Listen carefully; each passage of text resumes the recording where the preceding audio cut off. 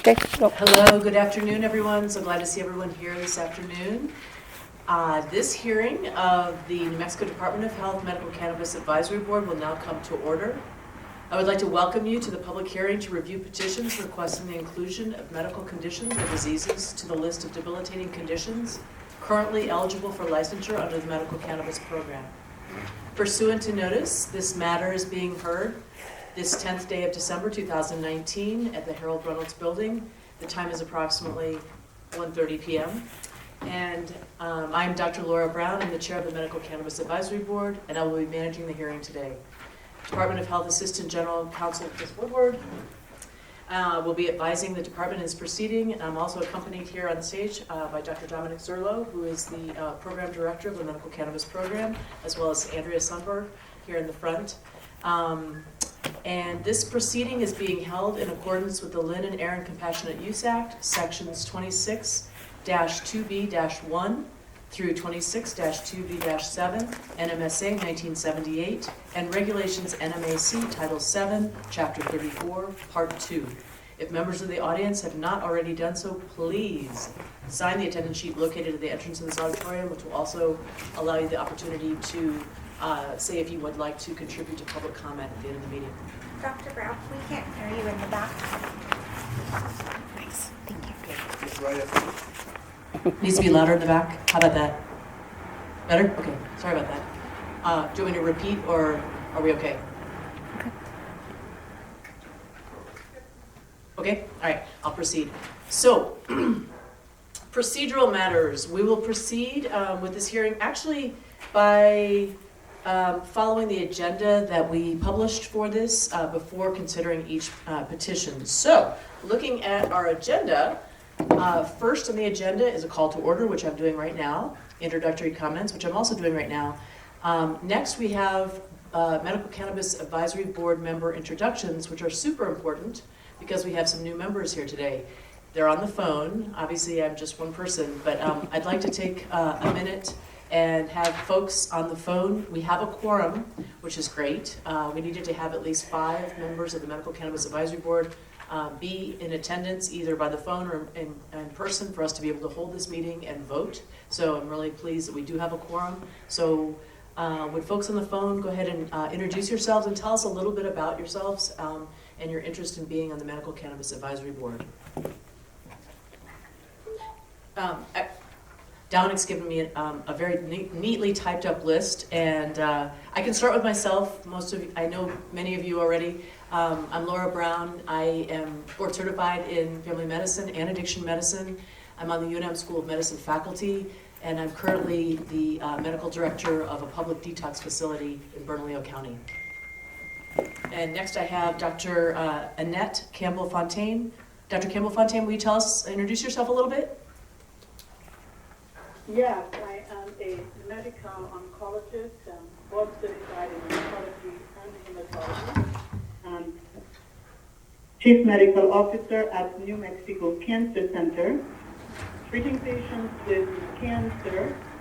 They have numerous symptoms related to their disease, as well as their treatment, including chronic nausea, vomiting, poor appetite, neuropathy, and all of these are conditions that can be treated with medical cannabis. Hence my interest in being on the board and helping patients. Thank you. Next on the list, we have Dr. Rachel Goodman. Dr. Goodman, can you introduce yourself briefly? Yes, hi, I'm Rachel Goodman. I'm OBGYN here in Santa Fe with Christus. Great. Dr. Christopher Calder. Yeah, hi, this is Dr. Calder, University of New Mexico Neurology. Good afternoon, everybody. Good afternoon.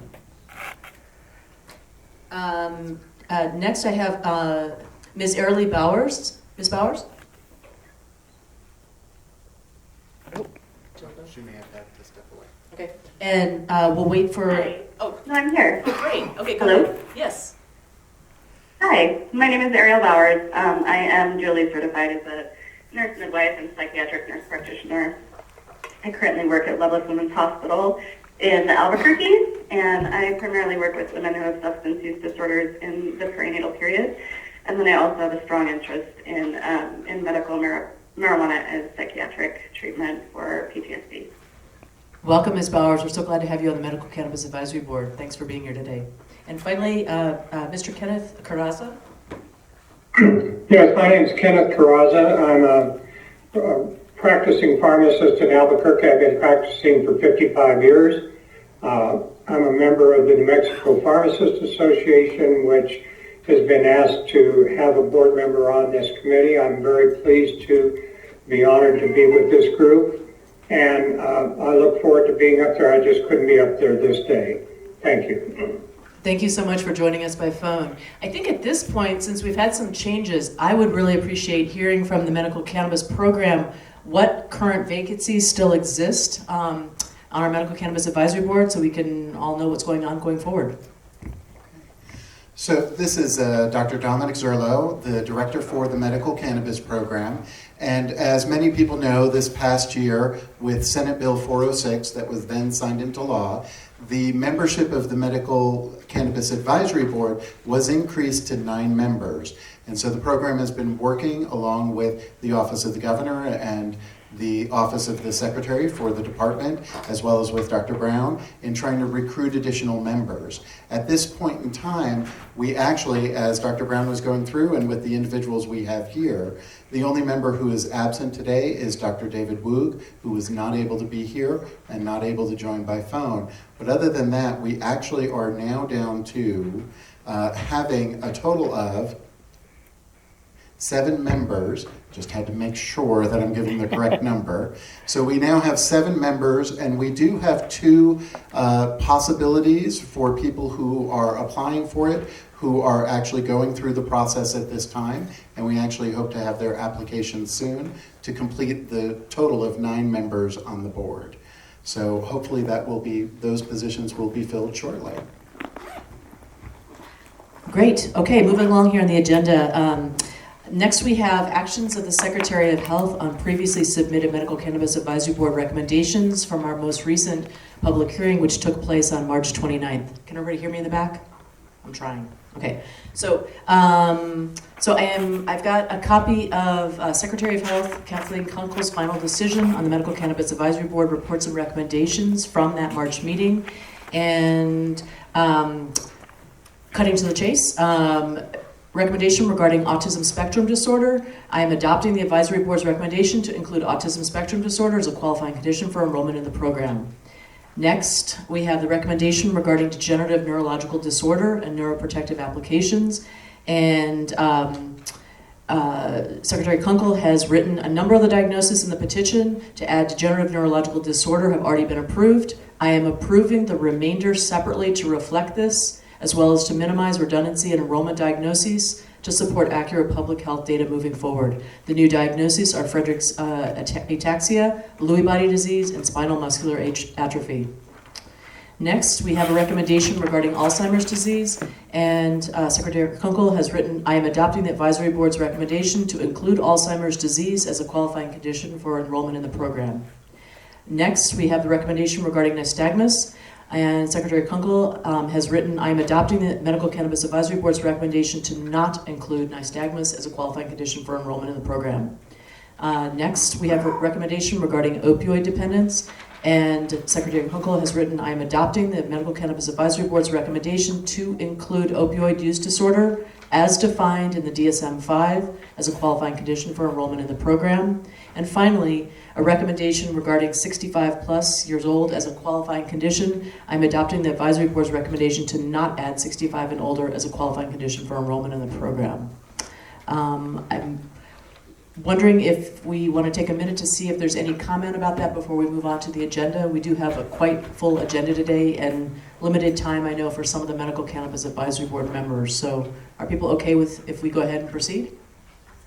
Great, okay. So next, I have on the agenda, according to Dr. Zerlo's strong recommendation for us Medical Cannabis Advisory Board members, that's you guys on the phone and me, to consider meeting dates for 2020.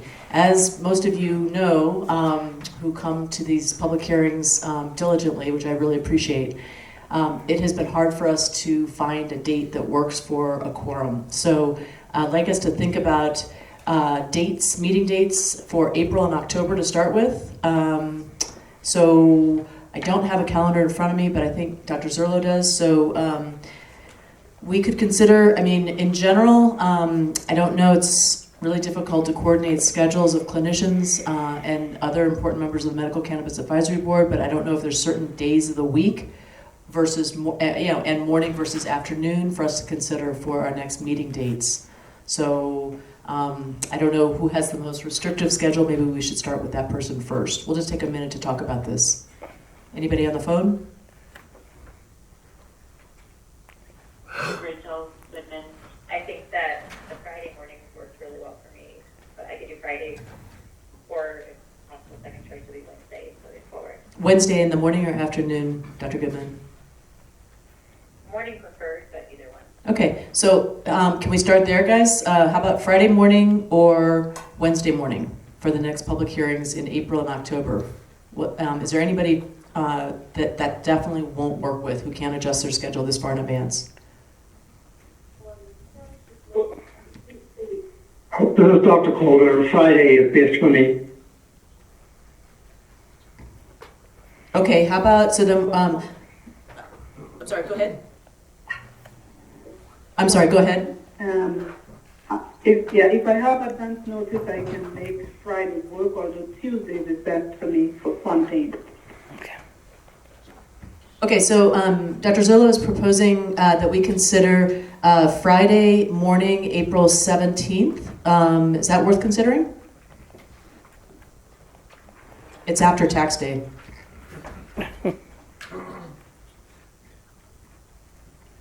Any objections to Friday, April 17th? I think people generally prefer the 10th. That specific, this is Rachel, that specific day I can't do, but the week after I could, or before even. Okay, how about Friday, April 24th? Dr. Goodman, will that work for you? Yes, that works for me. Okay. Any objections to Friday, April 24th? And do people like to start at 9 or 10 in the morning? I know some travel, or preferably will travel. The Fontaine, I do have a meeting out of state on the 24th. I would not be able to make it the 24th. Okay, let's look at Friday, April 10th. Dr. Goodman, you had said that was a possibility for you, right? Any objections to Friday, April 10th? That happens to be Good Friday. It's a really good day for me. Okay, so would people rather go to Friday, April 3rd, or would people rather go to Friday, May 1st? Let's look at April 3rd. Any objections to Friday, April 3rd? And did I hear 9 o'clock or 10 o'clock works better for folk? Sorry, I can't do April 3rd. May 1st works fine. Sorry. Probably, this is Dr. Calder, May 1st is probably the best for me, 9 or 10 o'clock, it doesn't matter. Great. Any other objections to Friday, May 1st? Sorry about this, guys. We'll move on soon, I promise. May 1st looks good. Works for me. Okay, if I'm not hearing any strong objections to Friday, May 1st, I'm going to go ahead and propose, put that on pencil that in right now. Do people want 9 or 10 o'clock?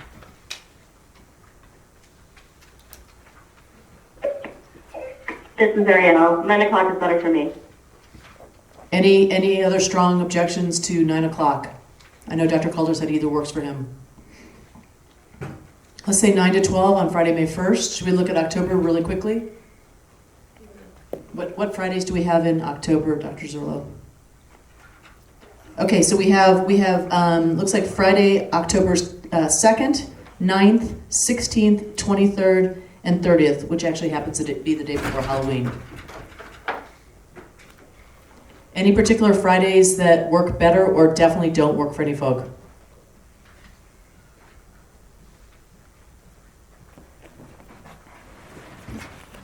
Friday, October 16th wouldn't work for me. Okay. Okay, how about the 2nd, 9th, 23rd, or 30th? Which is the best day for people? The second will be. That hour for me. Okay, so 2nd works or doesn't work? I'm sorry. Okay, so should we aim for Friday, October 2nd, 9 o'clock? Yeah. Great, okay. Thanks so much. I know that's difficult to plan that much ahead, but it really does help. Okay, so moving along on the agenda, we have the Medical Cannabis Program update. I'm not sure if Dr. Zerlo is going to provide that for us. Can everybody hear in the back still? And just to make sure, can everybody hear me in the back? Okay, thank you for the thumbs up. So again, my name is Dr. Dominic Zerlo, and what I wanted to just do is give a very brief overview of the program over the last couple of years. To give you an idea of how the program has grown, in November of 2016, there were 25,697 active patients in the program. Currently, as of November 2019, there are now 78,810 patients in the program. And just as a little bit of an update with just as an example, for one of the most recent additions to the medical conditions that are allowed for the program, Alzheimer's disease, we now have 21 individuals who are actually registered in the program. And for autism spectrum, we now have 40. And for opioid use disorder, we are at 120. And then in addition to that, the program has not just grown with the number of patients that are involved, but the program has also grown with regard to the number of plants and the amount of cannabis that's available, as well as locations for cannabis to be distributed. So we now have plant counts that are at 1,750 available for the licensed nonprofit producers. And that went into effect just in the end of September 2019. But in addition to that, we've actually gone from 22 dispensaries in 2016 to currently 104. And so access is improving throughout the state. That's an increase of 78%, with 82 dispensaries added just in a little bit more than 3 years. So just with that in mind, the program staff have actually been working diligently and very hard in order not just to ensure that patients are able to enroll in the program, but also to ensure that there is adequate supply through the licensed nonprofit producers. So with that, thank you. Sure. Is it possible to get a copy of that? I'd love that. Thanks. Okay. Moving right along here.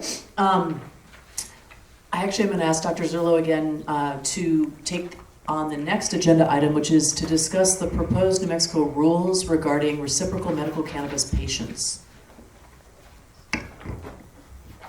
Thank you. So we have proposed, the department has proposed for the new rules, and this also comes from Senate Bill 406, that we are to include reciprocity for patients who are enrolled in medical cannabis programs in other states. And so what the program and the department has actually proposed at this time is to actually have the same limit for individuals on reciprocity as there are for individuals that are within the state. And part of that, and part of the reasoning behind that, is because since this is a medication, we want to ensure that somebody who is a patient in another state has the same access when they are visiting and staying here in New Mexico as any other patient, just like any other medication would be available for those individuals. We did have our first hearing regarding these rules just a couple of weeks ago, and as many people know, we had some inclement weather, and so that was delayed. And so we will be having an additional hearing on this. And Andrea, please correct me if I'm wrong, but our date for that is January 17th? 16th. January 16th. And that will also be held here in the Reynolds Auditorium, and we're at 9:30 again, correct? 9 o'clock. Yep. Sorry, at 9 a.m. So we will be having that to hear public comment on it as well, because we do want to ensure for the rules that we hear from everybody who is interested One of the things that we definitely do request for that is that if you have specific comments, it is also better to have them in writing as well as presenting them verbally. That way we can ensure to capture all of your comments and understand what you want to address to the program. And what the program is asking is for the Medical Advisory Board on their thoughts with regard to this particular portion of the rule with reciprocity and allowing for the same amount of cannabis for those patients who are eligible. Great. Okay, so at this point, I'd like to open it up to folks on the phone in terms of any questions or discussion about this topic that we'd like to have with the program. So any questions or discussion from folks on the phone about the proposed rules?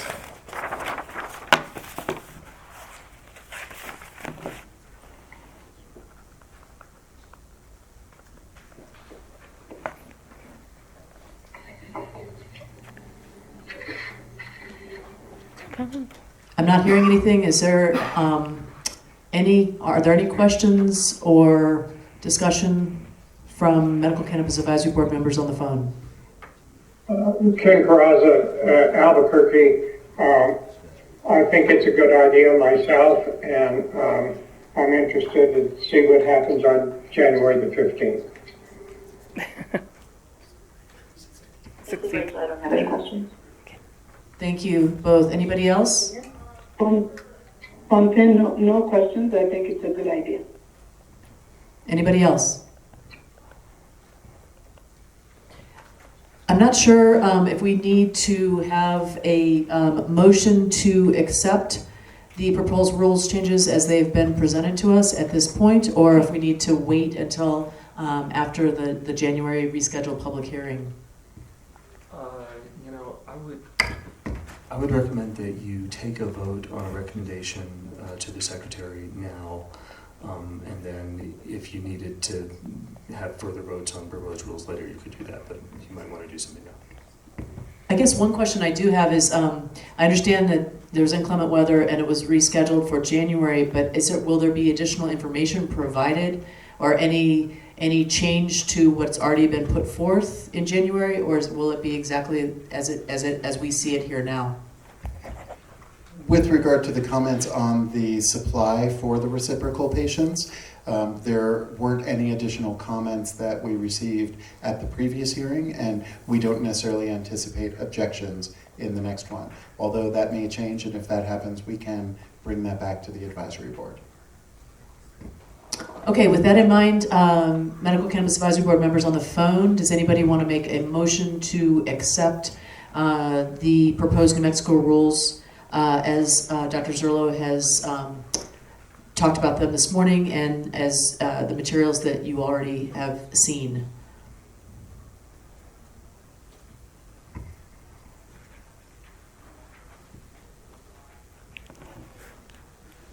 Motion to accept the rules. Do I have a second? Ken Carrazza, I second. Okay, I think we're ready for a vote. This is the first time for Medical Cannabis Advisory Board vote over the phone. So all in favor? Aye. Aye. Any objections? Yeah, Dr. Calder's in favor too. Are there any objections? I'm not hearing any, but I want to give people a chance, and I know there's a little bit of a delay with the phone transmission. I think the motion passes. Great. So anything further to discuss about that before we move on to the discussion of the petitions? Okay. So we will proceed right now with our public hearing by considering each petition. We actually had 5 petitions and then an additional letter to the Cannabis Board that were submitted to the Medical Cannabis Program that I would like us to take some time to discuss today, because it's always a great opportunity to take this process forward. So let's see.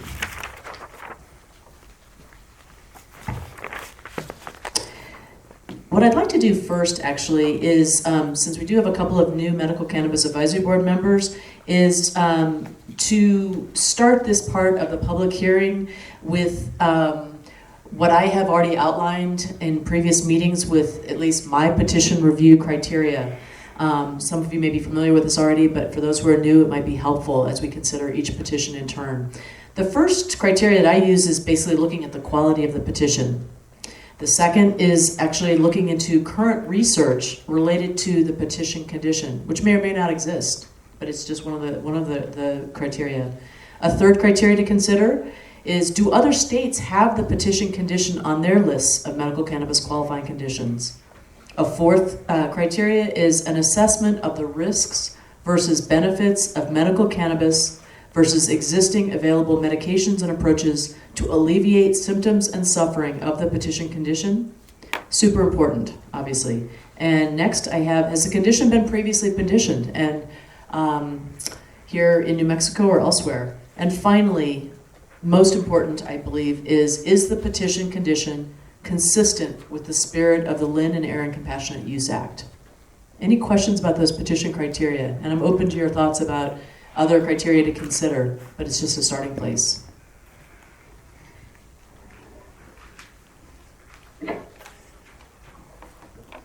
Any thoughts before I move on?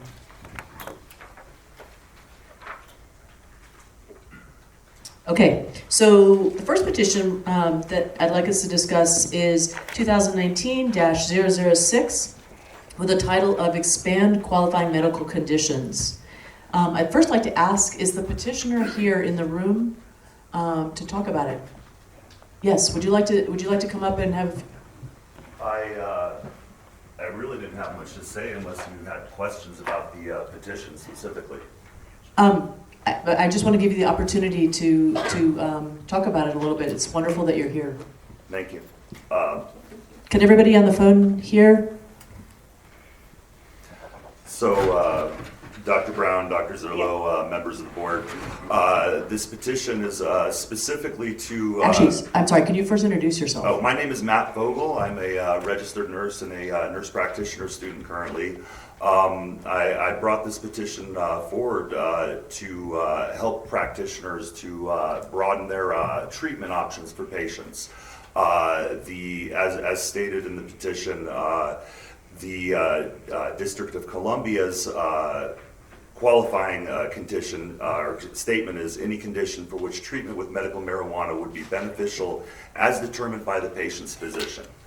My specific changes to this are for several reasons, and I'll get to those in a second. The changes are: a qualifying medical condition is any condition or symptom for which treatment with medical cannabis would be beneficial for the patient as determined by the patient's provider. I specified provider specifically because there are other practitioners in New Mexico, such as nurse practitioners and doctors of osteopathy, who are able to prescribe.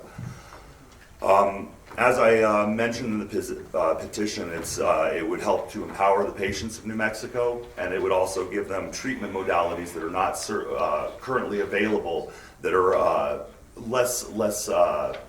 have less chance of side effect for those patients.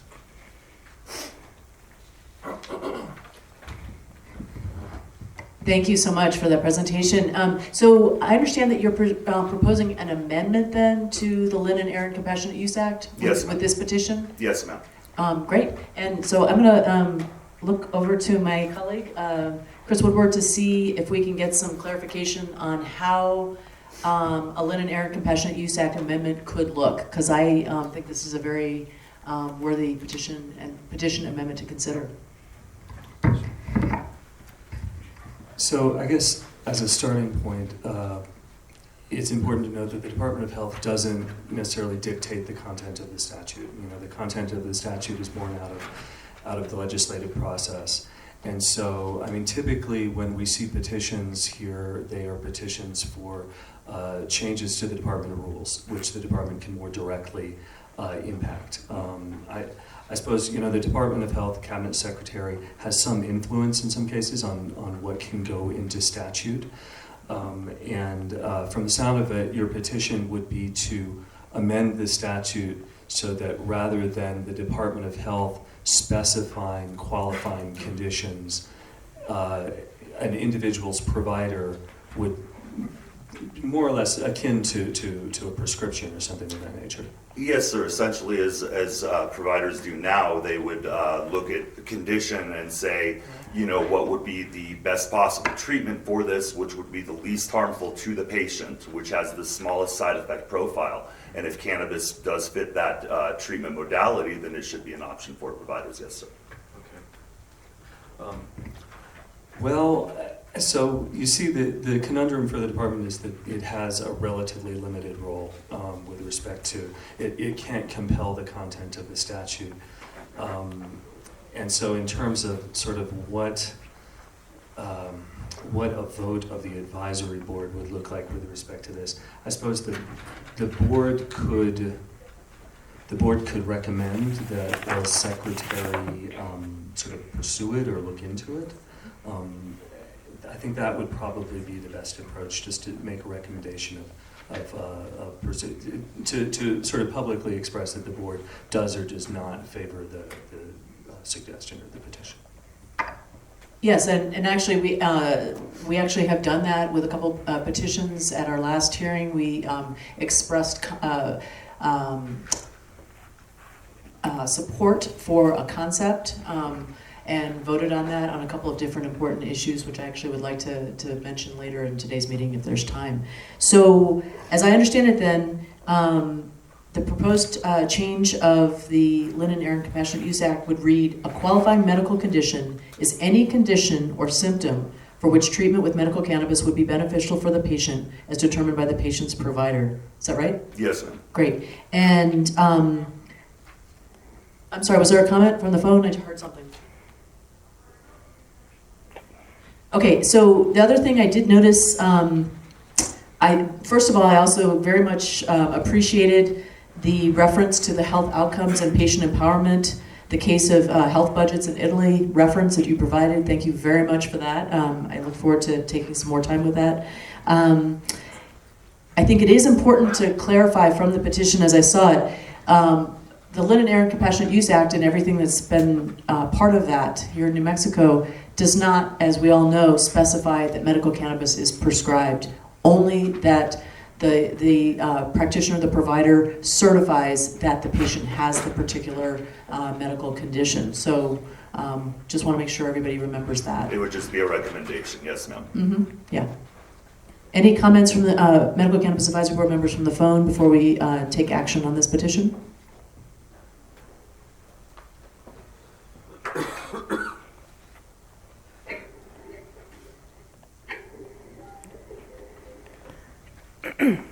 If I don't hear anything, I would like to move to support this petition going forward as we have other ones. I believe that this is an important move, and it reflects what other states have done in terms of opening up medical cannabis to the discretion of the providers, because we do want to honor the provider-patient relationship. So I would move that we vote to send a message of support for this petition to the Secretary of the Department of Health. Do I have a second?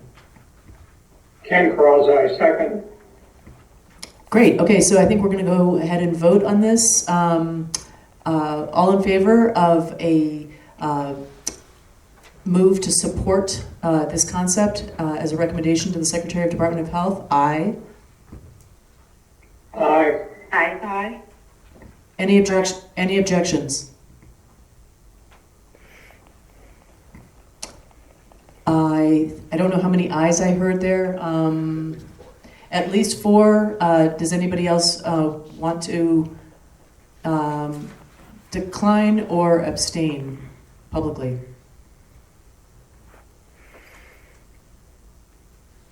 I'm sorry, this is hard over the phone. And my understanding is there's 6 of us, so if it's at least 4, a vote of 4, it passes, but it would be wonderful to have the other 2 folks participate by either abstaining or declining. Dr. Fontaine, aye. Okay, great, and Aye. thanks for identifying yourself. Ariel Bowers, aye. Okay. Thank you. Have I missed anybody? I'm sorry. Okay, I think the motion passes unanimously. Thank you very much. And moving right along, if you don't mind standing right there, it's your choice. I believe you have the next petition as well. Did I? No, that was somebody I was else. going to say, I thought I only had one. Oh, I'm so sorry. I saw Momentary similar. heart attack. No.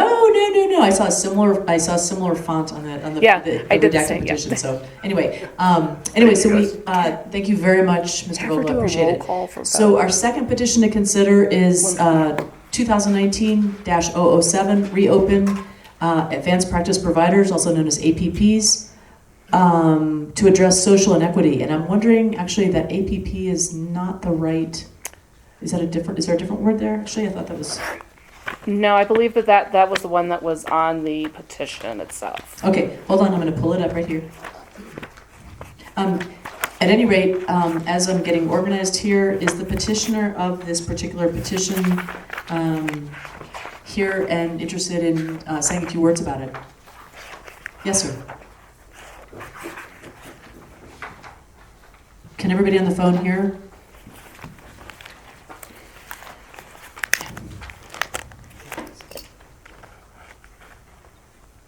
I'm a little confused with your introduction. I heard AP. Right. Number, so maybe I should just shut up until we clarify that. Yes, I'm so sorry for my mistake with that. I'm going to try to rustle some paper and pull this up. I'm dealing with too many pieces of paper at the moment. Here it is. I'm sorry. I've got it right here. I'm so sorry. I have it in front of me now. And if you'd like to say a few words, introduce yourself, I'd be grateful. Thank you. Certainly. My name is Dr. Terrence Jones. I'm an epidemiologist, master science teacher with the University of New Mexico, a former master science teacher with the University of New Mexico Health Science Center, and currently I am the subcommittee chair for the New Mexico State Bar, and our committee is Cannabis and Hemp. I submitted this particular petition because in listening to you now and then previous meetings, it has become very clear that veterans and people of color in our state have not been able to take advantage of ownership in any of the facilities that are, I think, and please correct me if I'm wrong, I heard you say 100 plus dispensaries here in the state currently.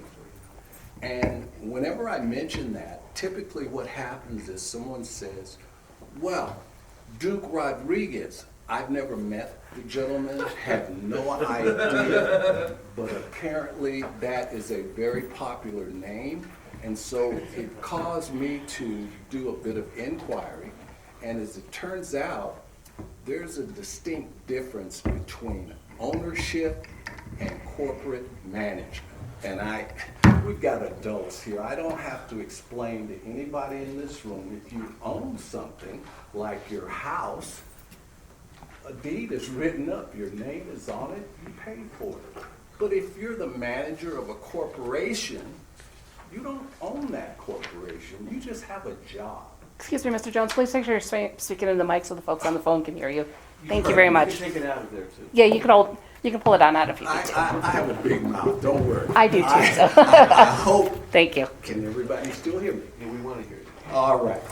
And in addition, I thought, gosh, here we have veterans in this state.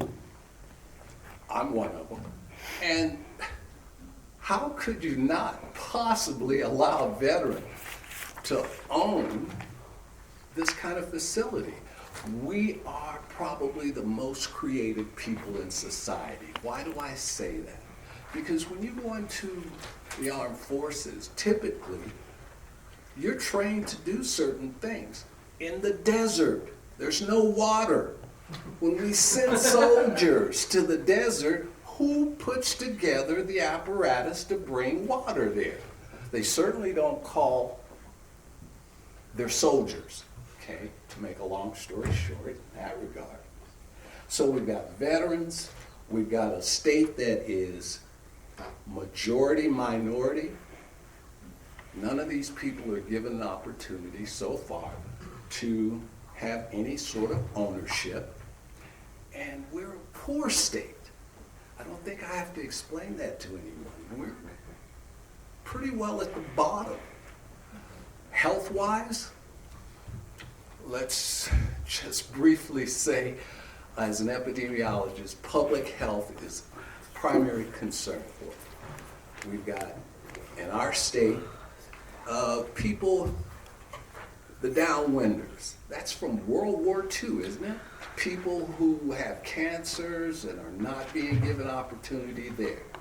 In our state, we have diabetes throughout, chronic disease that some people feel can be, I think I'm talking to a choir and I don't want to stay here that long. So to make a long story short, as a state with our population, our poverty, we don't need to selectively keep certain people away from opportunities to have a legal way to earn a living.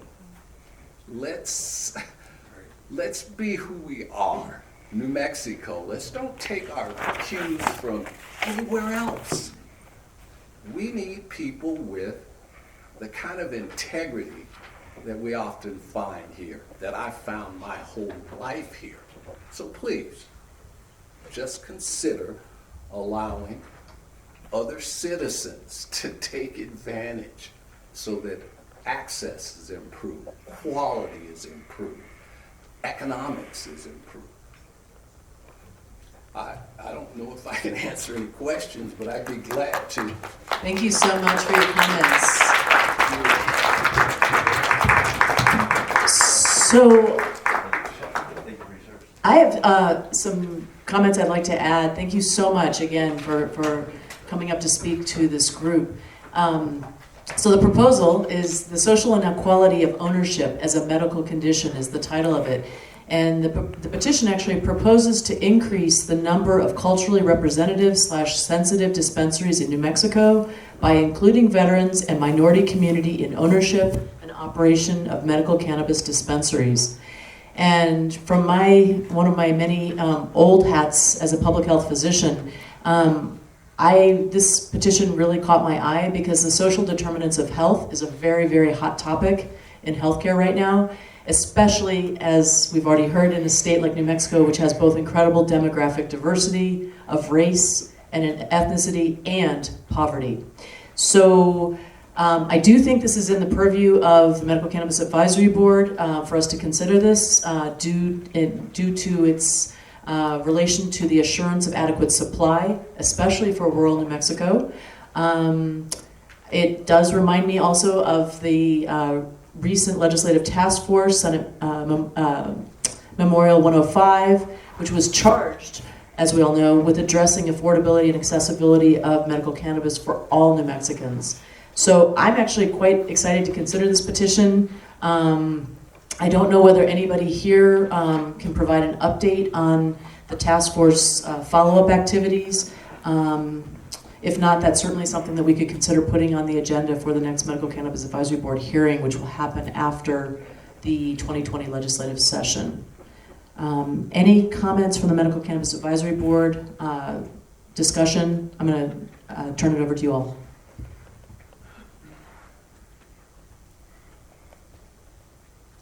And if there's no comments, I have more. I would like to have us all consider the concept of poverty as a medical condition. One could definitely argue that poverty is a debilitating medical condition, right? And debilitating medical condition is in the Linen, Air, and Compassionate Use Act language. I think it's pretty great to consider that we could be at the cutting edge of medical cannabis again in the US by considering this petition.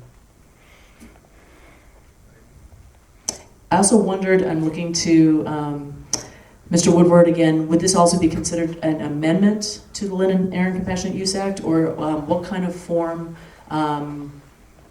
besides it being considered a medical condition, could we consider taking this concept forward? So I'm a little confused. Is the petition to add poverty as a medical condition, or is the petition more to recommend that to encourage the department to diversify licensing of producers and perhaps other licensed entities to push for diversity within the sort of commercial field? Or is it these two separate things in one petition, or is it one or the other? I wasn't sure.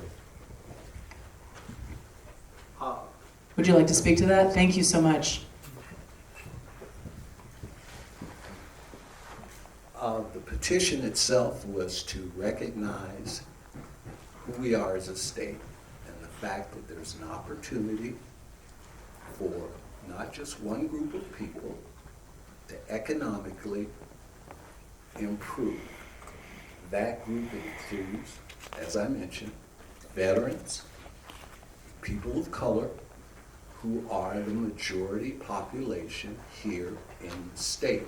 So I'm not sure how it works legislatively, but from a humanistic point of view, it is to recognize stark reality and say to everyone in our state, everyone deserves an opportunity to improve their lives, and here's an economic opportunity to do so, if we are willing to not just segment ourselves and ignore the mass of the population. Thank you. I think Mr. Woodward's comments are completely salient in terms of thinking about both of these important issues. And so I think we have an opportunity here today to consider whether we would like one or the other or both, reflecting on the comments that we've just heard from the petitioner. So I'm going to turn it over to my fellow Medical Cannabis Advisory Board members on the phone to provide any further comments about this. Fontaine, I'm not sure if, because of the phone, I'm missing things here, but currently, whether somebody is poor financially or, because of their ethnic background, they do have access to obtain medical cannabis if they have a medical cannabis license. So I'm trying to understand, is the petition to allow them to be able to grow medical cannabis, or, to be Dr. Fontaine, I think that someone who sells medical cannabis? I think the issue is poverty is such that even if someone has a medical cannabis card, they often can't afford medical cannabis. I mean, that's part of the accessibility and affordability issue that was addressed by the Legislative Task Force, Senate Memorial 105 that I just mentioned.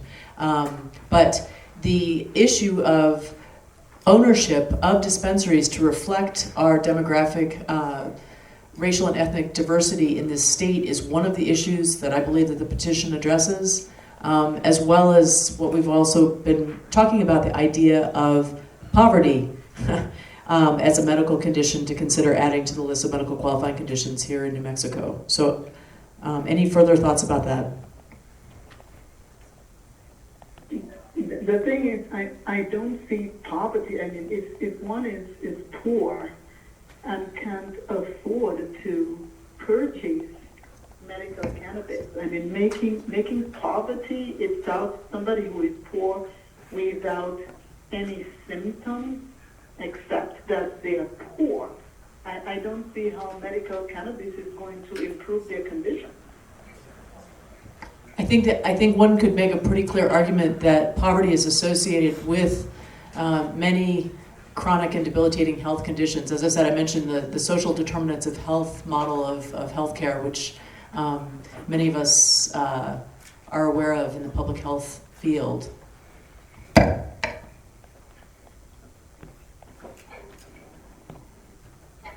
This is Rachel. Why not, it sounds to me that perhaps addressing this is the issue and that we need to, I think it's a great issue and one to look at, and then how to go about it is maybe what the confusion is. I think I'm confused myself.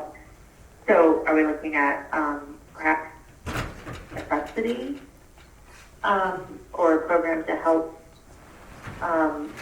streamline or figure what the steps would be and make it easier for people to have a grow license or to become an owner of a company that is able to produce or a producer? Is that, would that help to have more education on it or streamline or subsidize in order to get the medicine to other parts of the state?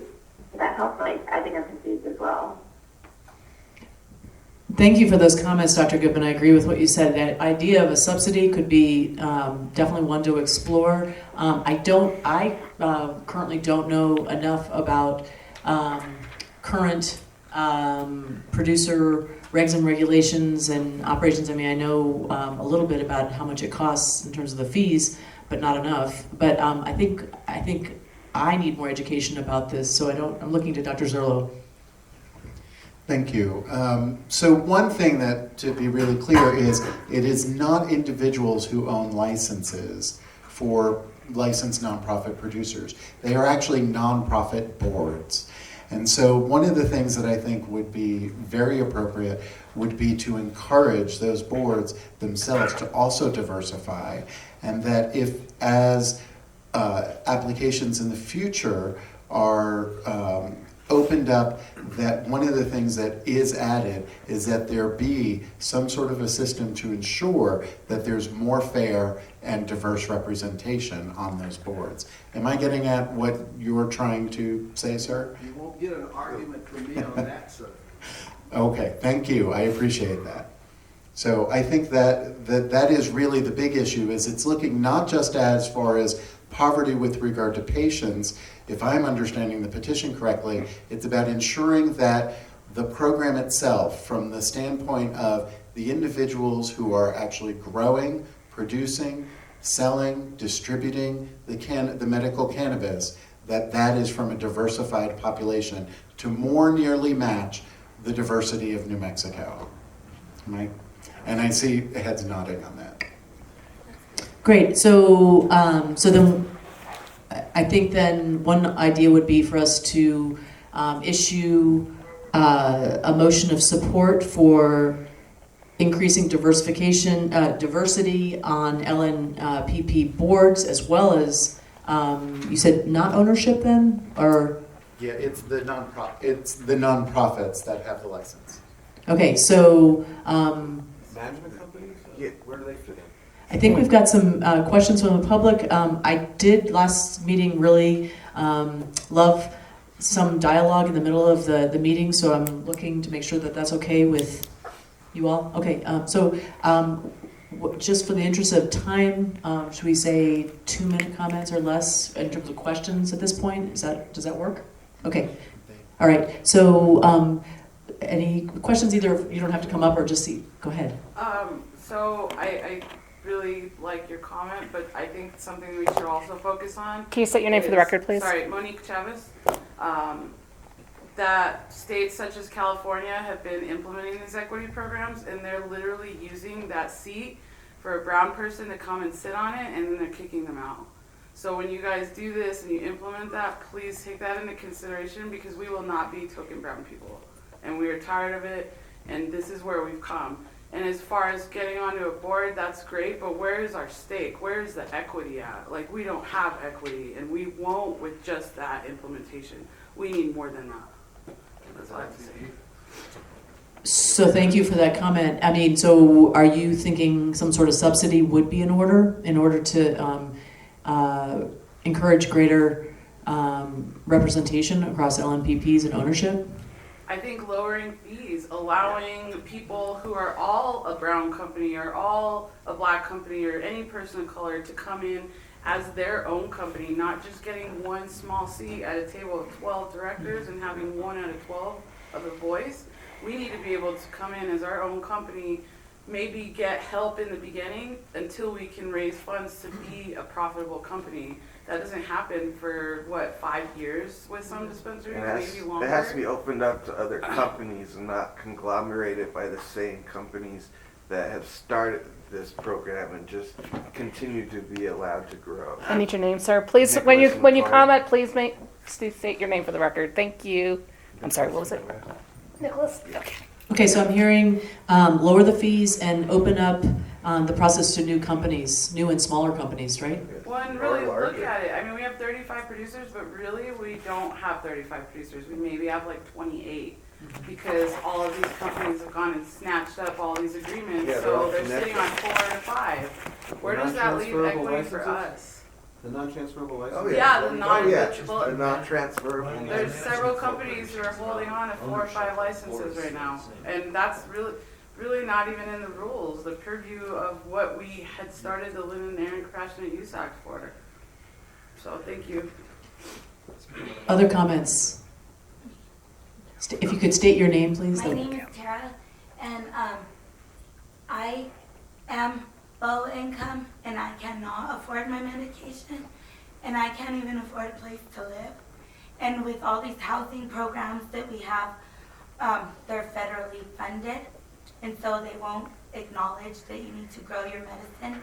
So when I called the Department of Health, they said, well, you can have somebody grow for you. But like, what if you don't want somebody to grow for you? So I was thinking allow other people to have stuff, people with no money, and grow cannabis for others in the community that can't afford their cannabis, and maybe those people that are living by that place of the grow site, they could live there in exchange for working.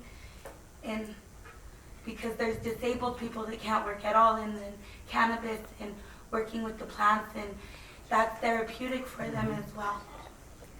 Thank you for those And comments. if we could, raise money to do that. And I'm looking at some people behind you who were on the task force, the legislative task force, and I'm wondering, like I said, I'm not up to speed on what's been happening since the conclusion of at least the first part of the legislative task force process. So is there anything that you can comment on that would shed light towards this petition and as part of the discussion related to affordability and accessibility of medical cannabis?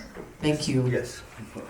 Thank you. My name is Josh McCurdy. I'm the president Hi, of Josh. the New Mexico Medical Cannabis Patient Advocate Alliance. I've been a patient since 2013. And yes, I was part of the SM 105 also, and the affordability and accessibility.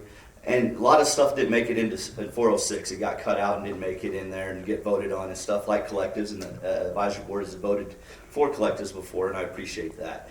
And the only way we're going to get medicine that's going to be equal, like right now, we have management companies that own. You have the big 12 that have the 1750. There's really about 6 guys that have that. You're not guys, but those management companies. The only way we did it in 2015, 2014, we opened up the licenses. We got competition. That's when we'll have better prices, better quality medicine. And until we have that, I don't think nothing's going to change. I'm a rural patient with rural access. We have, there's companies that are putting up different stores, but they can't produce enough medicine by themselves or buying it from everybody else. So we need to have it opened up. That's the only realistic way that we're going to have the access to rural patients and quality. And how do you recommend opening it up? I mean, even if we do something, the micro license or something early on, I know because that's the regulation's coming. We can't pretend that's not going to come, and that's not going to affect our medical program. And especially with the licensed nonprofits we have now, they're chomping at the bit and drooling. So, we need to look at that, maybe beat them to the punch with the micro licenses. We'll have smaller farms, better quality, and more specialized medicine for patients. There's certain patients out there that are even children that can't have organic medicines because of the bacteria in them and stuff. They'll send them into shock, all kinds of crazy things. And I've been fortunate enough to work with some of those children. And so, they can have it be competitive. We just need to open it up. Maybe, like I said, smaller farms. Yes, we definitely need to get equal on we live in New Mexico. We're all kinds of different colors up in here. So we need to definitely have that there too. And the fees, the fees are hard. I don't know how many people can come up with $100,000. And then you're gonna have to build a grow, and we all know that's expensive and stuff. You look at some place like Oklahoma, it's kind of crazy. They did $2,500 fees. They raised $40 million in the first year. And yeah, not all those businesses are going to survive. The smart, efficient, quality, clean ones, it'll work itself out. And I think maybe that's what we should look at, something like that. Thank you. Thank you. Other comments, either from those here in attendance or from the phone before we consider some sort of motion or vote on this issue?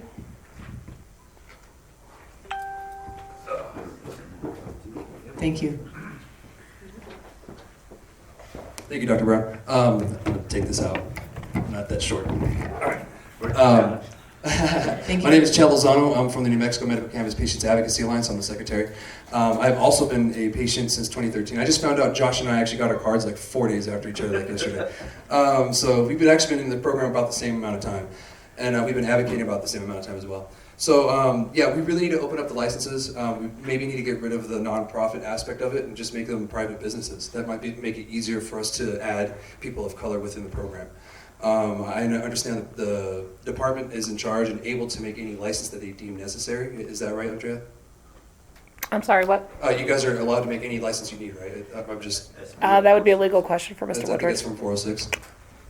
I'm sorry, you said make any license? Or design, create any license that you guys deem necessary to, improve the program. It's true that 406 expanded what the department can do as far as identifying sort of classifications of Commercial licenses. So it incorporated manufacturers, couriers, laboratories in the statute, but then it has kind of a catch-all after that mentions the ability of the agency to basically to create a type of commercial license. Okay, cool. I mean, that'd be great if we could do something like that. I mean, it'd really open up the program. I'm from Southern New Mexico, so Josh and a few of us here. Majority of the dispensaries in Northern New Mexico, and especially Albuquerque. I live in the second largest city in the state, in Las Cruces, and we have like 5. And I have like, I think over 1,400 patients or something like that, or 14,000 patients. And, they, huh? I don't know. I have to look at the numbers. It hasn't been updated in a while, actually. We have quite a few patients over there, and then in the surrounding areas as well as El Paso. We have more and more patients joining from El Paso, and so those patients rely on our dispensaries as well. I mean, we can't disregard them. And I think another thing that would happen is help as well as if we open licenses, third-party vendors, because these rural areas can't really afford all the time to do a full-on dispensary. If you have a third-party vendor, they can have everybody's dispensary. And even if you add it to the consumption sites instead of having it just at a dispensary, because when in the Senate, in SB 105, when we thought about consumption sites, we were thinking about the rural patients, we were thinking about the military spouses on the bases, we were thinking about the people who live on the reservations, and the people in public housing or else in similar situations. So having it just at a dispensary really wouldn't help someone who lives in like Tiburon, New Mexico, where they have to go to Alamogordo, an hour and 45 minutes to go there and then to go back. So that's a little bit pain in the butt. If they could have a consumption site there in town, it would make it easier. And then they could be a third-party vendor, and then the access would also open up to the little smaller areas to where patients are 50, 100, maybe 20 patients. So that would help as well. But that's all I really have to say, and I'll try to keep it to 2 minutes. So thank you guys. Thank you. Any comments from Medical Cannabis Advisory Board members on the phone at this point? I'm hoping that you guys can hear the comments from those here in the public hearing room itself.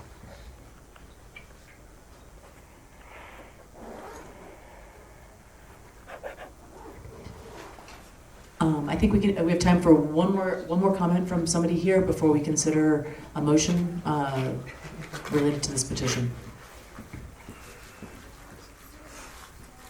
Hello, my name is Erica Rowland, and I wanted to speak a little bit to what Monique said about the boards and the nonprofit situation. I am part of 7 Clover, which is the current LMPP.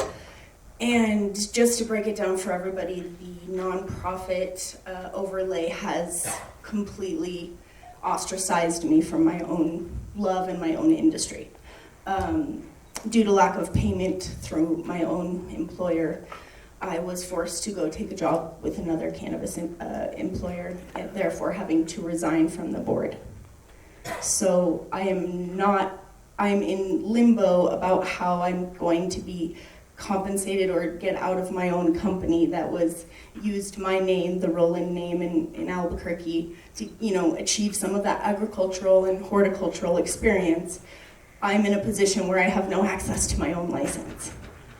So the nonprofit thing, I think, has kind of biffed a lot of people, and I do think that should be reconsidered.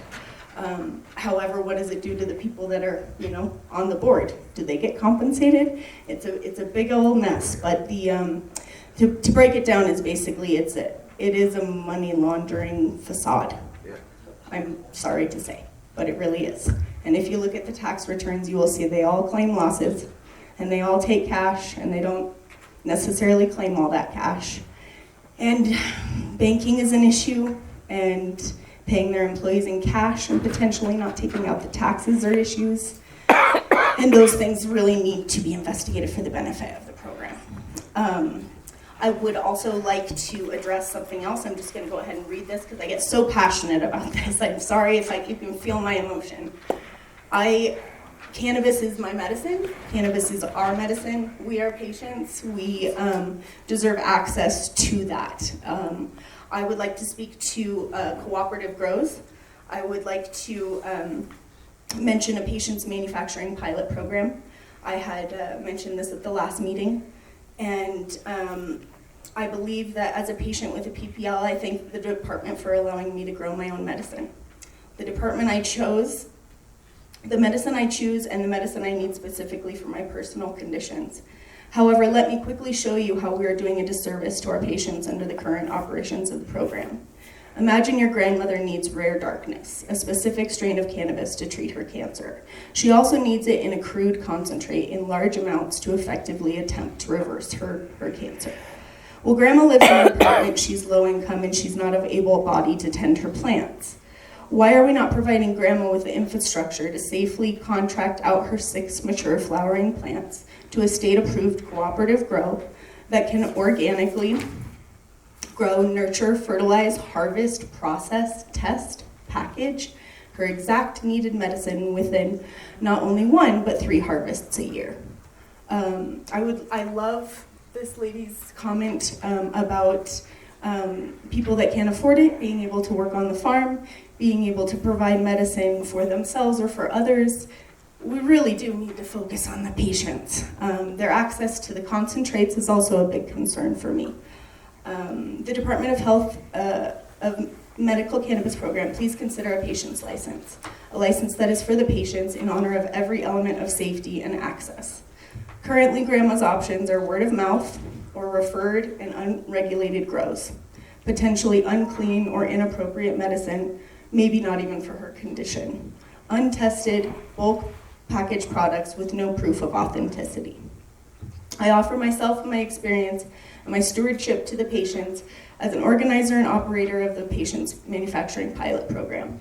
My eternal goal for safety, research, education, and legitimacy for us, the patients, are the driving forces behind this request. Cooperative grow options, non-biased consumption lounges, and responsible regulated extraction and processing are the patient's rights. Safe and reliable access is the department's responsibility. In the last 4 years, I've become quite versed in the state's compliance licensure processes, and I'd be able to compile an appropriate application. I can immediately organize our group with the Patients Alliance and everybody else that feels as passionately as I do about this medicine. I can immediately organize this group and put New Mexico yet again first on the nation as with a well-planned cannabis opportunity, one that is innovative, unbiased, compassionate, and all-inclusive. With continued research and consultation, I feel the program should move swiftly, yet reliably, always in the best direction of its patients, because it's not for me, it's for we. Thank you. Thank you. 2 seconds. I'm just coming back to New Mexico I've been trying for the last, since the program started, to work here. I have worked here. I've been working the last 6 years in California. Everything we discussed today is in legislation in those other states, and we're just 10 years behind. We need to catch up for the patients and get that competition here, because that's allowing the monopolies here to give poor medicine to the patients, because they're not having to compete and make the real pure medicines that the patients need. Thank you. I think, given all of these comments that I'm hearing, I'm really grateful for everybody who's taken the time to provide those comments here in attendance. It is mid-December. We do have a legislative session that starts in mid-January. I think it's always around Martin Luther King holiday, and I urge you, as I always do at every single one of these public hearings, to be in touch with your elected officials around these issues, because there's incredible organization and advocacy in this room and elsewhere around these issues. So if you haven't contacted them, I urge you to do so. It's not too late. And certainly to build on what was already started with the legislative task force that we've been discussing. So at this point, I think I'd like to see if there's a motion related to this petition from the Medical Cannabis Advisory Board members.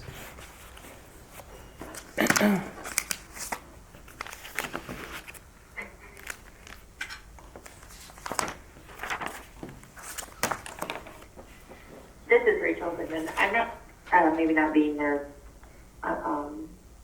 preventing me from understanding fully, but I think I have a pretty good idea, or a better idea now. And that, I'm not sure how to phrase it as a motion, but maybe a motion to make this a priority to address in one way. One thing I did hear somebody say was needing help initially to start off, and whether it's funding or classes or education on how to, the process and the steps that are to start your own facility or to start get your own license. So perhaps a motion to support put programs in place to help support better access and better diverse representation on board, or I guess not on board, but amongst the grow companies or the licenses distributed. Am I getting that correct? What was, I guess, a way that we could word it? I think that is a possible way. Other thoughts and ideas. One thing that comes to my mind, looking back at the petition specifics, would be to have a motion to support all efforts to increase culturally representative and culturally sensitive dispensaries in New Mexico. All initiatives and programs related to that. I don't know if that's too broad. I'm looking to the petitioner. I don't think it's too broad. We mentioned veterans, we mentioned our populace, and as long as those two elements are part of an opportunity to expand the application process, I don't have a problem with it. We just can't continue this silo of X number of people and the rest of you New Mexicans shut up. So, Dr. Goodman, if I have a feeling you probably didn't hear that. That was the petitioner himself, actually, but without a microphone. So, I'm wondering about language here. Can we make a motion to support all programs and initiatives to increase diversity in dispensary ownership and operations here in New Mexico to reflect the demographics of our state? Is that something getting closer, or does anybody on the phone have other ideas? We can also move to table this for now, although we certainly can issue a motion of support for this concept as we have done in the past. Any other thoughts from folks on the phone? I think if that is addressing what the concern is, and it's pretty broad, but we could start there and then maybe learn from what California and some of the other states are that are bringing this forth in their legislation might help us as well catch up and address it in our state. But it's a way at least to show that we're thinking about it right now, and then we can start to hone in on more details hopefully in the future. Yeah, Fontaine, I would support the motion is broad, but I think the way that it is read, that I would support it. I know there was a second component to the petition, making poverty as a qualifying condition, and that I would not support. Thank you, Dr. Fontaine. Any other thoughts? We can kind of do a roll call vote, which might be easier given that we're dealing with the phone right now. Right now we have a motion on the floor to support all efforts to increase culturally representative and culturally sensitive representation among dispensaries in New Mexico by including veterans and minority community in ownership and operation. That's language from the petition itself. So do I have a second on that? Ken Carrazza from Albuquerque. We can support something like this. You know, the changes have to be made legislatively. And if we want to take a broad concept to supporting what their ideas are, I think it's great. They're just going to have to work legislatively to get something done if they want to change it. I agree with that, and I am very eager to find out if anything's going to come up in this next upcoming legislative session to follow up on the legislative task force recommendations. So, do we have a second on the broad concept, or some other motion before we need to move on to the next petition? This is Ken Carrazza. I said I'd second that we support it. Thank you. All right, so we're going to go through a roll call on supporting this motion. Dr. Laura Brown, I say aye. Dr. Campbell Fontaine, you agreed to the broad concept of support for this, right? Yes, and I have to leave right after this. Sorry. Okay, no problem. Thank you. Thank you. All right, Dr. Goodman? Aye. Okay. So we're looking for an aye or a nay. Sorry, guys. Dr. Calder? Aye. Ms. Bowers? And then, I'm sorry, is it Dr. or Mr. Carrazza? I'm so sorry. Aye. Okay. So how many ayes do we have? So that gives you 5. Okay. We have five ayes? Yep. Okay, so the motion passes with broad support for the concept of increasing culturally representative and sensitive dispensaries in New Mexico by including veterans and minority community in the ownership and operation of medical cannabis dispensaries. Thank you.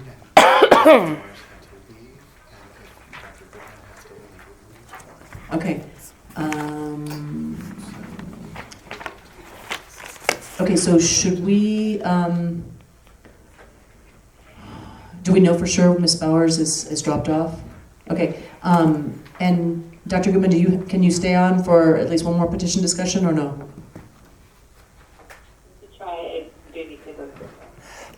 Okay, all right, so, can I go into the next petition? Okay, so we're going to move on quickly to the next petition while we still have quorum, is that right, Dr. Zerlo? Okay, so petition 2019-008, add ADHD, ADD, Tourette's, and anxiety.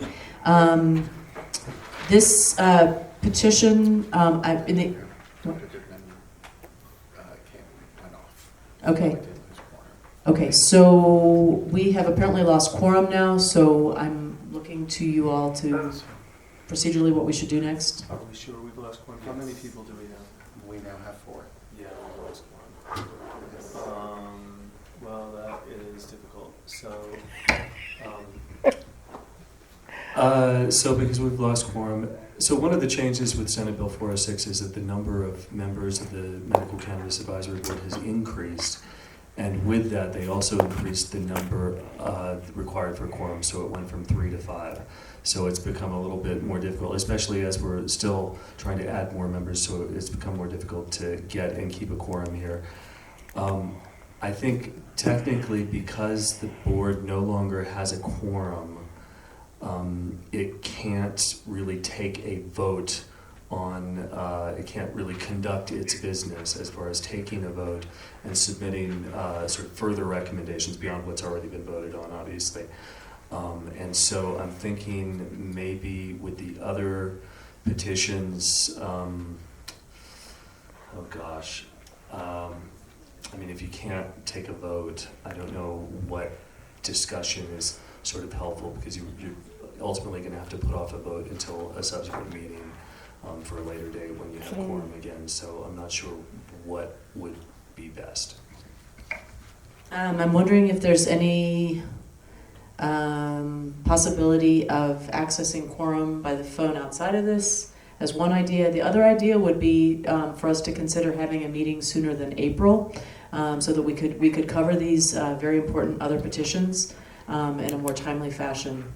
So that's my other idea would be, we had talked about the possibility, if today hadn't happened, about the possibility of meeting in January, and certainly that's an option to consider. Yeah, I think that's basically the option. I mean, as far as taking a vote outside of an open meeting, it wouldn't be doable. So I think maybe we should look at January dates. Okay, for those remaining on the phone, can you tell me your names? I'm sorry, because I'm not totally clear. I believe Dr. Carrazza is still on the phone. Is that right? Yes, ma'am. And so Ms. Bowers is not there. Dr. Calder, are you still there? I am. Thank you. And so Dr. Goodman dropped off, and then Dr. Fontaine, are you still there? I'm here. Thank you. So there are... I'm still here. This is Rachel Goodman. I'm still here. Oh. So that's 5. Oh, wait. That is 5. No, it's still Dr. Fontaine. It was Fontaine, not. I'm so sorry. So got it. Can we clarify then, Dr. Annette Campbell-Fontaine, are you on the phone? Okay, so it appears that Dr. Campbell-Fontaine and Ms. Bowers have dropped off the phone, so we have 1, 2, 3, 4.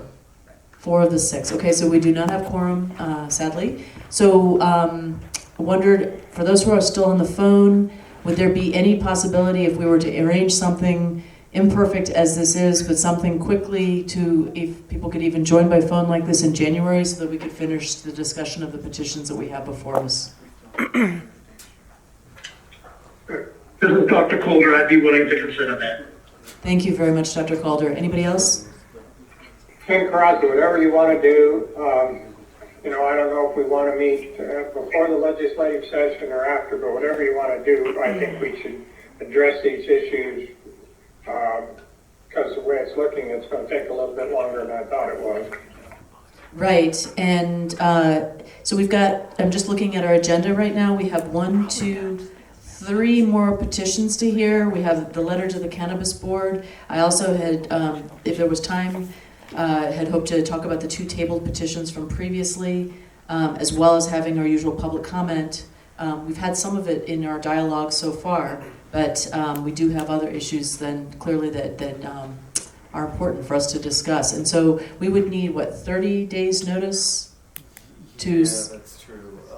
So we would need to find a date in January. It's December 11th, so sometime after January 8th, right? If it's 30 days, we need to do the note. We would need to publish the notice 30 days in advance of the hearing, and so it would just be a matter of getting the notice into, I think it's the Albuquerque Journal typically, and the website that you post it on. So that's just sort of a logistical thing. So if we know what the date is, so I think, roughly 30 or a little bit more beyond today's date. Okay, so sometime after January 8th is 30 days, if I'm counting correctly. And then, so we could think about that. Those who are on the phone, is there, again, using Dr. Goodman as a starting point then, consider like a Friday morning meeting. We could do January 10th. I think the 17th is Martin Luther King. Yeah, but the Friday... This is Rachel Goodman. For January, this is Rachel. For January, the Fridays and Wednesdays, it doesn't matter. So you can, I'm open whatever day. It's fine. Thank you for that. I'll be calling in, so just let me know, and I'm going to have to go right now, but pretty much any time should work for me. I can make it work. Thank you. And is your preference then really, is your preference Wednesday or Friday, Dr. Goodman? No, neither of them matter. Any day of the week is fine in January. Okay, any other... Thank you. Any other strong preferences? Yes, this is Dr. Calder. I will be out of the country until the 13th. Okay, so we need to look for something after the 13th. Thank you. From my perspective. Okay. Thank you. I need to go. Okay, thank you very much. Okay. I think I can probably try to work with the program to find us a date in January. What this does lead me to, even though we don't have quorum and we've had several members on the phone drop off, I'm still here and I honor everybody taking the time out of their busy schedules to come today. So even though we don't have a quorum and we can't vote on any motions, I am happy to stay here and discuss the petitions that you all have come to hear about, and also to honor your public comment. I'm sorry that we've lost quorum.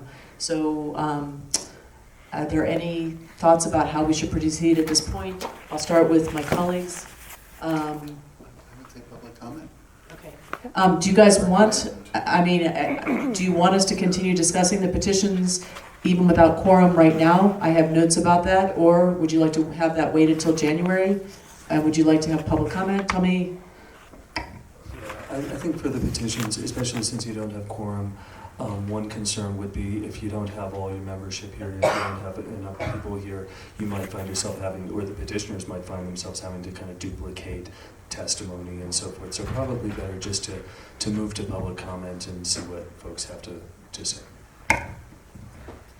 Any other thoughts about that then? Okay, so without further ado, I think we should move on to public comment. Andrea, do you mind being the mistress of ceremonies in that process as usual? Thank you. Okay, Jason Barker, and then after Mr. Barker will be Matthew Fogle, Elizabeth Fogle. Do you guys still want to speak? Wave it off? Okay. I put no on the paper. This is my first time here. I thought it was going to be like a petition time, but I would love to see. Okay, what's your name? Edgar Ramirez. Okay, well, I'll change that. Jason, did you want to say anything? Did you could check off? Okay. Ishmael Mondragon. Oh, well, this is going to be easy. Tara Bernheisel. I kind of said it. Okay.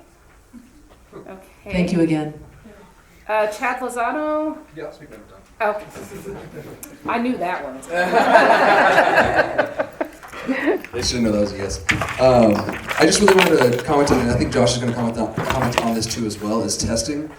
Testing is something really huge in the state. As you guys know, that we only have 2 testing facilities, in the entire state now, and that needs to change here soon, especially if we're going to go rec, especially if we're going to open up the licenses. Another thing is some of the dispensaries are kind of cheating the system, either using other methods to kind of pass the microbial tests, or they're kind of cheating to pass any other test. The way that you fix that is you have people actually physically go there, collect the samples, and take it to the lab. That's the only way that you really ensure that these guys are really following the rules. Because, there's some that are using PGRs, plant growth regulators, that's not really good for human consumption. You have some that are using spray-on chemicals, some using ozone, which isn't good for, human consumption as well. So that really needs to be put in check before we kind of go on further, and I kind of feel that would help out, and I'm sure Josh will second more and add more information to that, so that's really all I wanted to add. Thank you. Thank you. I actually would like to add something I probably should have asked earlier in terms of the program report. Is there a current environmental scientist on staff now? Because I know that's been vacant here and there, so yes? Great. And perhaps related also, any concerns from law enforcement since we last met in March as part of the program report?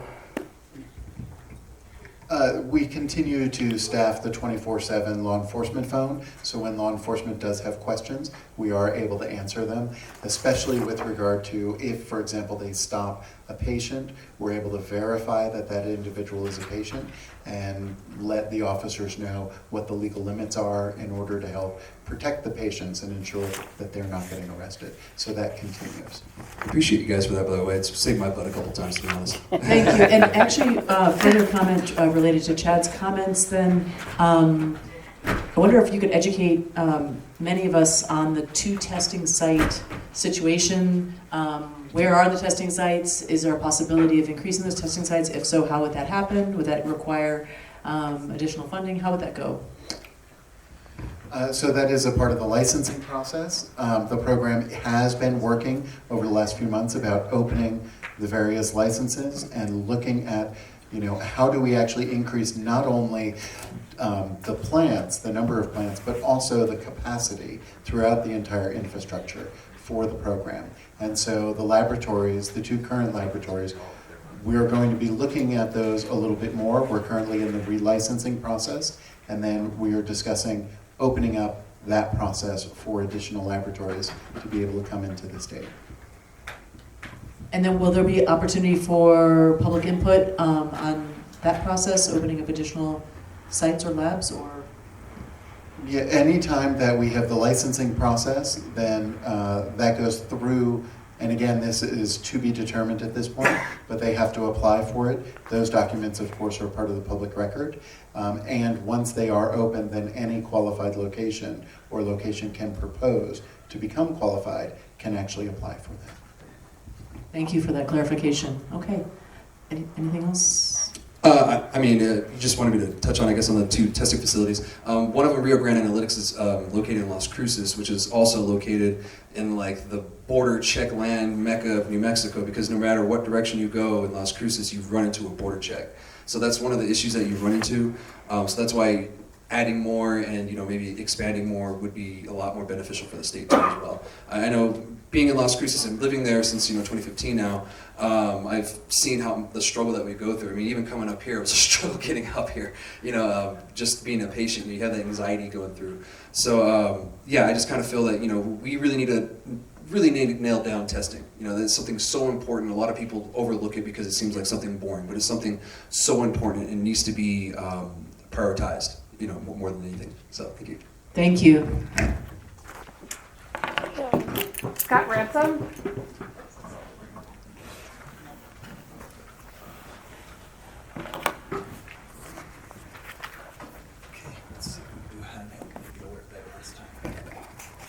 How's this sound? You doing good? Hello, my name is Scott Ransom. I'm a New Mexico Medical Cannabis Patients Advocates Alliance officer, Veterans for Cannabis Northern Chapter officer, and team member of the University of New Mexico Cannabis Research Team. And I am a United States Army combat veteran. I'd like to start off by taking a few seconds of my very short 3 minutes for a moment of silence for our fallen veterans and their families. Thank you. 396 veterans have been lost since the last time I spoke here, almost 3 weeks ago. I'd like to say that I stated this was an emergency situation and required immediate action. If we do have the ability to develop licenses, it needs to be done today, now. Thank you guys for showing up today and being here for us. I greatly appreciate it. Next time, hopefully we can get everybody to show up. I think that would be important. Right now, we're dealing with a lack of affordable access for patients. We should take whatever actions necessary to correct this. I'd like to propose an immediate opening of micro licenses for our veterans in New Mexico. What is it going to take to do this? What do we need to do? You guys could help us and figure out what it's going to take. 6,334 patients have self-identified as being veterans in our program. That is 12.44% of our program. How many of New Mexico veterans can we save by opening up licensing? That is the answer. If we open up licensing, it could fund cannabis research for the University of New Mexico. It could fund patients in poverty with the fees generated just by opening up licensing. It's our collective duty and responsibility to open up these licenses. People can be saved. They should be saved. They deserve to be saved. Thank you for your time. God bless America. Thank you.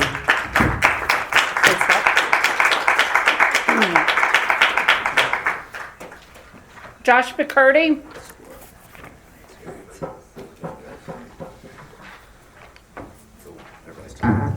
Hello, I'm Josh McCurdy.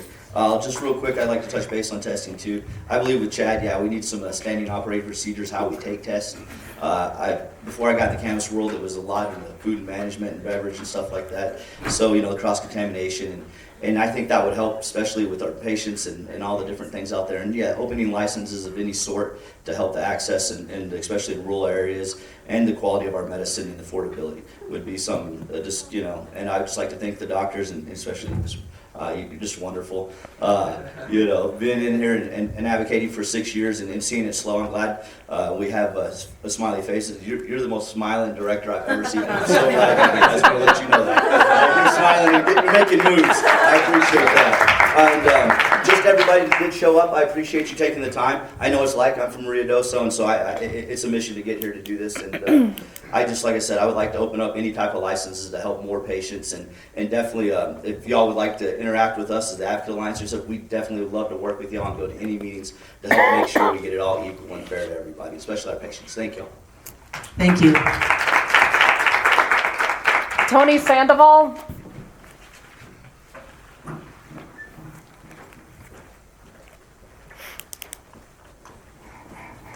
Good afternoon. My name is Tony Sandoval, and I'm here today kind of on a different topic than what we've been talking about, and I hope I'm in the right place to kind of put this out there for discussion. I'm here representing a business in town, Gavin Collier & Company, and Gavin Collier & Company is a frame shop that has operated in Santa Fe since 1981. We have prided ourselves in providing art services to the community, and for most of that time, we have occupied a workspace at 815 Early Street. Around 2 years ago, the building, managed by Tremisa Property and Steve Yablon, acquired a new tenant producing cannabis products. Our business and staff do not have a negative opinion of the current marijuana industry or the potential of its future growth. That's not why I'm here this afternoon at all. I just want to make sure that's very clear. However, our association with the cannabis production over the last 2 years has informed us of the need for regulation in the industry.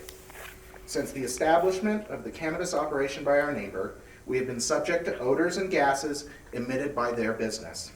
We have received a great number of complaints from our clientele over the strong odor of marijuana in our frame shop. Some of these customers' complaints were merely a personal offense to the odor or some problem with the cannabis industry. Some of these clients' complaints have even been an accusation against the staff of smoking marijuana in the workshop. This type of complaint has been the most alarming. It is crucial that all of our customers feel confident leaving their valuable artwork with our staff and on our premises.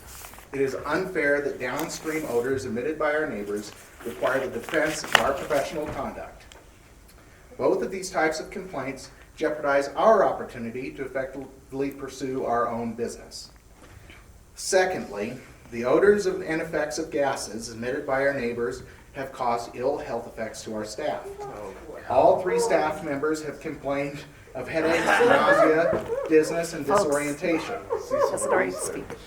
These were never complaints by our staff prior to association with cannabis production. Occasionally, staff members have to bring their children and family to the shop to cover business hours. The odors and risks of fumes have made them feel uncomfortable to have their young ones in this new environment. The discomfort reported by staff has resulted in the necessity to close the shop on 2 different occasions, resulting in a possible loss of business and revenue. It is unacceptable to allow the pollution caused by one tenant to prohibit the normal course of business for another one. Up until this point, we have tried to have a dialogue with our cannabis producing neighbor and building management to solve the problems. Despite their promises, the odors have persisted. We made a call to the Department of Health and discovered there is currently no regulation for these concerns. It is inappropriate that there is nothing in existing medical cannabis law which holds the parties responsible for the pollution they're creating. We wish all in business to be successful, but it is only fair that the success of one industry does not hinder the continued success of another. Not a legal state then. Well, Hold on, folks. Hold on. He has a right to comment. If you have follow-up comments, we'll call on people at the end, okay? Thank you. And this isn't a matter of hostility in any way, but we have a growing industry here. It's not going to go anywhere. And it's important that all of us in business come to a framework that sees that everyone's interests are served, and, you know, including the cannabis industry as well as all other industries. Mr. Sandoval, you have 15 seconds, please. No, that's it. That's the end of my comment. Okay. Thank you. Thank you. Sir, do you want to come up and speak? Sorry, I couldn't find your name on the list. So.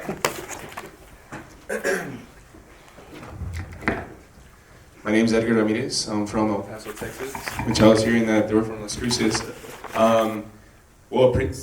Pretty recently they passed that law where Texas residents can go ahead and get their license here in New Mexico and all that, right? So I'm kind of interested in the industry very, very much. I went to California. I'm actually a realtor, and we're talking about California, how the property. Actually, what you just mentioned about the regulations and stuff like that, selling real estate when it's involved with cannabis is very, very, very hard. But my point of this is just really to hear this. This is super interesting that you guys have these. This is super cool. I mean, I feel that cannabis is the next alcohol, the next cigarette. It's something that does need to be regulated. It does need to be right. And I love hearing everybody that's here because it's about clearing it up. There's a lot of black market, there's a lot of things, and there's always gonna be in any kind of business, anything. And I mean, no offense, right? Even in the medical field. I worked in the medical field. There's a lot of fraud going on in those things. So it's in any business. It doesn't really matter what type of business it is, but I think it's the way that you guys regulate it and the way it's done, and it's a growing thing, it's baby steps. But I mean, my point is that, I mean, I would love to try to network with as many people as I can here. I mean, with investors and stuff like that, we do plan on eventually trying to get into the New Mexico market and then just slowly move into Texas, El Paso, which there's one in Sunland Park, which is literally the west side of El Paso already, which is a little bit ridiculous for Texas residents to not be able to have that access, which is why they did it now. So I'm just pretty much here. I would love to see when you guys hold this. I don't care if I'm from Texas and this is New Mexico, it's my neighbor. So it's just a matter of time till it slides over to Texas. So I mean, if anything, any help, I would love to give you guys my business card, anything like that, because you guys are very knowledgeable. You know, everything you said is very, very important. Everything he said is very, very important because at the end of the day, we're all trying to make it to be able to feed our families, no matter what, if it's a nonprofit or if it's a private business. At the end of the day, everybody wants to have a job. Everybody wants to have access to medicine, just like ibuprofen. I mean, ibuprofen is over the counter, but it can also be prescribed to people. So that's something that can be definitely looked into. And I think if we treat it like a medicine and we don't have any opinions, I guess negative opinions, and we just look at the positive with it, I think there's always a solution to all that. So thank you for your time. Thank you. Thank you. We have nobody else signed up to speak. If anybody would like to give a comment. I think I'm signed up. I ignored you, didn't I, Larry? I'm so sorry. Larry Love? I'm being ignored. I am so sorry, Larry. I missed you on that page. I know you forget me. Anyway, Larry Love, medical cannabis patient, advocate, and advocate for the program. A few things. First of all, Josh and Chad and many other people, Erica, they said wonderful things today, really things that needed to be said. Opening up the licenses, Dr. Zerlo, is really important. They've never taken into consideration the outer parts of our state, which I'm sure Chad and Josh will say there's still big, big problems. So I think there should be a mandatory amount of licenses given out to take care of these parts of the state. Okay, because right now there just is not a lot of good medicine, and they're right about just the few people that are growing it. And after 10 years of watching this industry, I'm really surprised that the quality of our medicine has not improved. And I was very, very upset at the last meeting when a couple of producers stood up here, one that I used to work for, and he said, it's too expensive to test for heavy metals and to test this medicine. These people have a license to print money. Many of them are not in it for the medical cannabis industry. They've been treading water for years waiting for recreation. And this program will suffer if people don't watch what's going on with our program. Because the attitude of most of the LMPPs, there's some out there I could name that are good and are in it for the right reasons. Most of them are not. Mic drop. Please hold on, Larry. I know there's another. Yes. I am so sorry. You know why? Because you were on the first page, and I know you like to go. What's that?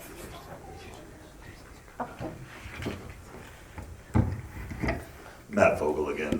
Those were all great comments, and to address supply and cost as a future provider and seeing patients in the clinic, I know several patients, and I actually have several friends that are patients that actually will drive to Colorado, and it's cheaper for them to drive to Colorado, spend the night in Denver, and come back with their medicine than it is to buy it here.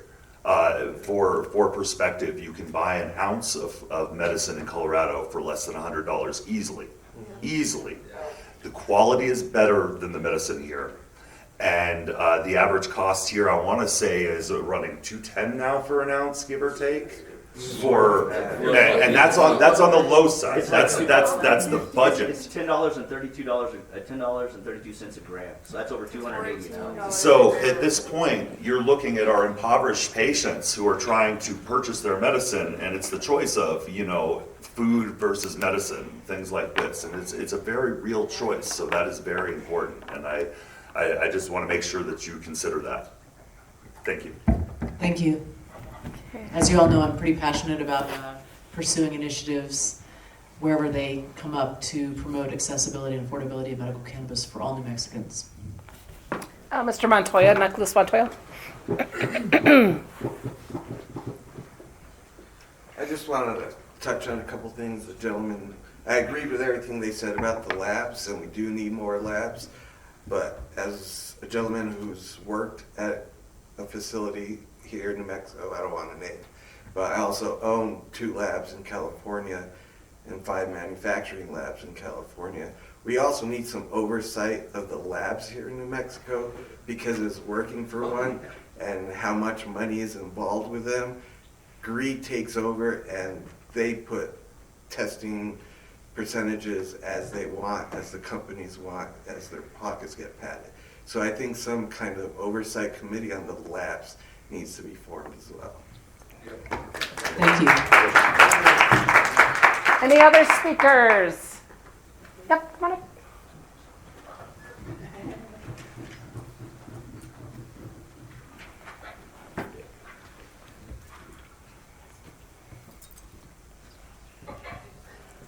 Good afternoon, I'm Lee Jenkin, I'm representing Ultra Health, and I just wanted to comment about the cannabis pricing. And I just wanted to state it's kind of like simple economics, where if you give us more plants and the more product that we actually have, that will better allow us to be able to lower prices. So What about the quality though? that will actually help us improve quality as well, because $17.50 is a lot of plants. Right. Well, we went 2,500 and the price rose. but as you well understand, the patient count keeps rising and rising, and so if we don't have more plants to, We're one of the biggest people in the state, and the smaller companies have better product than you. Okay, I think we need to allow our speaker to finish what you'd like to say. Thank you. So anyway, like I said, it's kind of an economic 101. So the more product you have, the more availability, the lower prices. That's what it is. All right, thank you. Thank you. Quality. Okay, any other speakers? Yes, ma'am. Change your mind?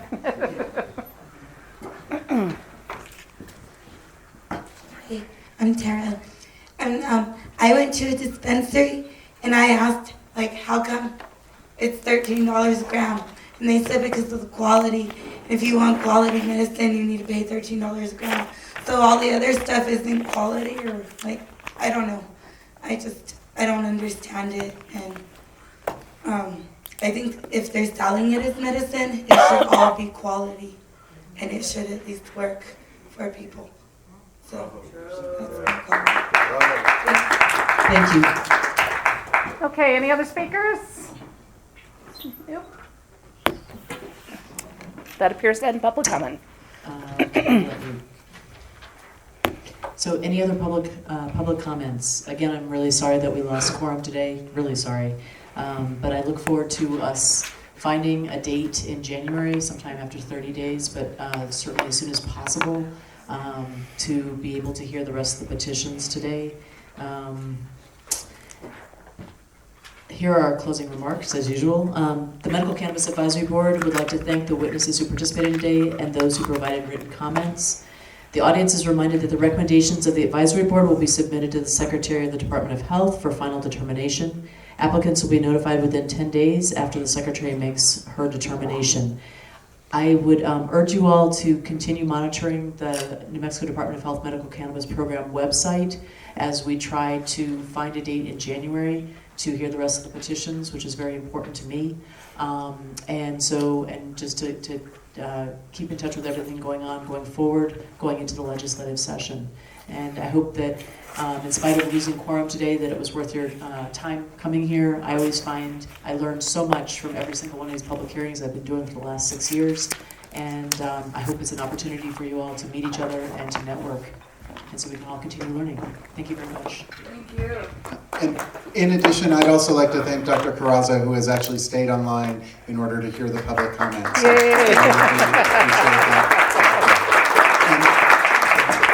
I made this announcement after our rule hearing a couple of weeks ago, and I'd like to actually say it again.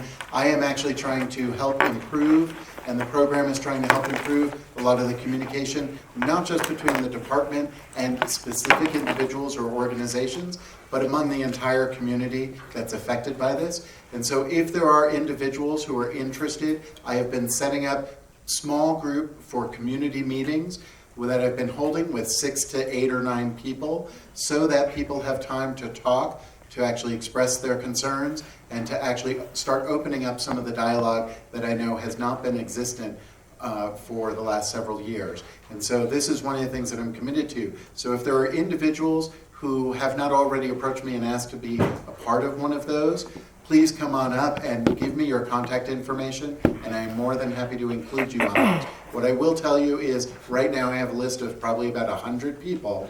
So in groups of 6 to 8 people, that takes a little bit of time. So it may be a little bit out there, but I'm trying to make sure that voices are heard and that the program is being responsive as much as possible. So thank you all again for being here. Thank you. Andrea and Dr. Zerlo for all of their contributions to this meeting and getting us here today, in fact, in December. And I look forward to working with Dr. Zerlo and his team. Is there anything you would like to say, Mr. Woodward? Okay, all right. Thank you all so much for being here, and take care here, and take care here, and take care here, and take care here, and take care here, and take care here, and take care here, and take care.